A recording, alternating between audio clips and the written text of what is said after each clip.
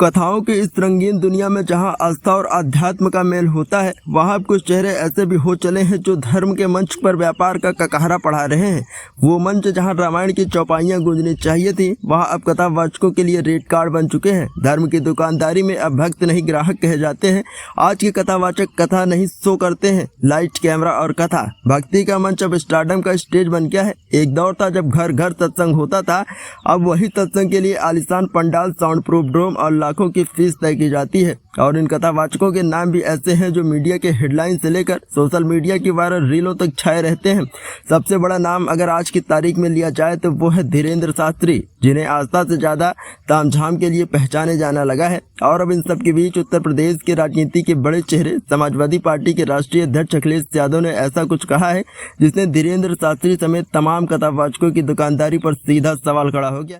लखनऊ में समाजवादी पार्टी के मुख्यालय से उठी इस आवाज ने कथावाचकों की चमकती दुनिया की असलियत पर से पर्दा उठाने का काम किया है। अखिलेश यादव ने दो टूक शब्दों में कहा कि आज ऐसे कई कथावाचक हैं जो 50 लाख रुपए तक की फीस लेते हैं, और वो भी अंडर टेबल। उन्होंने व्यंग्यात्मक लहजे में कहा कि आम आदमी की हैसियत नहीं है कि वो धीरेन्द्र शास्त्री जैसे कथावाचकों को अपने घर बुला सके।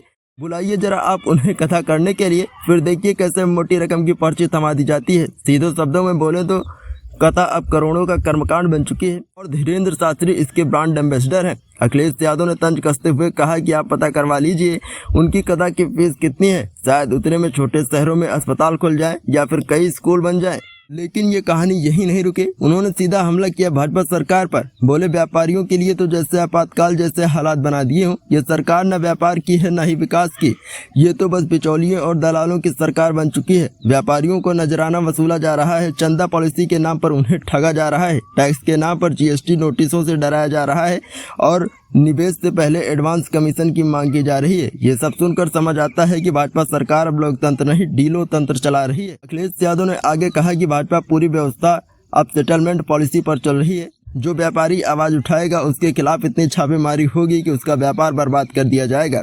यही वजह है कि व्यापारी अब समाजवादी पार्टी की तरफ उम्मीद से देख रहे हैं। 2027 के विधानसभा चुनाव की बात करते हुए उन्होंने कहा कि सपा के लोग व्यापारियों की रक्षा के लिए आगे आएंगे और इस बार व्यापारी भाजपा के झूठे वादों से नहीं सच्चाई के साथ खड़े होंगे। जब धर्म व्यापार बन जाए और राजनीति बिचौलियों की बपौती, तब जनता को सोचने की जरूरत है कि वह किसके साथ खड़ी है। धीरेन्द्र शास्त्री की कथा महज कथा नहीं, एक प्रोडक्ट बन चुकी है और भाजपा की नीति जनसेवा नहीं जन सेटलमेंट हो चुकी है। अखिलेश यादव की इस बयानबाजी ने देश के उस हिस्से को झकझोरा है जो अब भी समझता है कि मंच से कथा सुनने का मतलब होता है ईश्वर से जुड़ना, न कि किसी कथावाचक के बैंक अकाउंट से। कथाओं की इस रंगीन दुनिया में जहां आस्था और अध्यात्म का मेल होता है, वहां अब कुछ चेहरे ऐसे भी हो चले हैं जो धर्म के मंच पर व्यापार का ककाहरा पढ़ा रहे हैं। वो मंच जहां रामायण की चौपाइयां गूंजनी चाहिए थी, वहां अब कथावाचकों के लिए रेट कार्ड बन चुके हैं। धर्म की दुकानदारी में अब भक्त नहीं ग्राहक कहे जाते हैं। आज के कथावाचक कथा नहीं शो करते हैं, लाइट कैमरा और कथा। भक्ति का मंच अब स्टारडम का स्टेज बन गया है। एक दौर था जब घर घर सत्संग होता था, अब वही सत्संग के लिए आलीशान पंडाल, साउंड प्रूफ ड्रोम और लाखों की फीस तय की जाती है। और इन कथावाचकों के नाम भी ऐसे हैं जो मीडिया के हेडलाइन से लेकर सोशल मीडिया की वायरल रीलों तक छाए रहते हैं।